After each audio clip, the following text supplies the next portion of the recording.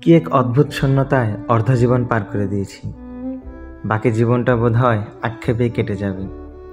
প্রেমিকার হাতে হাসি মুখে ফুল তুলে দেওয়ার আক্ষেপ, বাবা মার বয়স বেড়ে যাওয়ার আক্ষেপ, এত করে চাওয়া মানুষটাকে ধরে রাখতে না পারার আক্ষেপ, কুরে কুরে খাওয়া বেকারত্বের আক্ষেপ।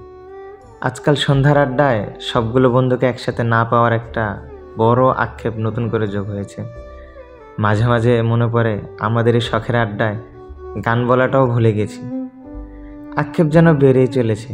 রাত্রিতে ঘুম ঠিকঠাক না হওয়ার আক্ষেপ, জীবন থেকে আক্ষেপ ঘুষতে না পারার মতো একটা দৈত্যকার আক্ষেপ আমাকে চেপে ধরেছে।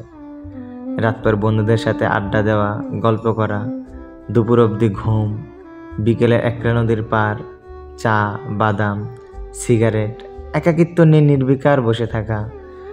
বর্তমানে দেখা যায় চাকরির খোঁজে পায়ের জুতো ক্ষয় করা ছাড়া জীবনে তেমন কোনো আর অর্জনই নেই আমার।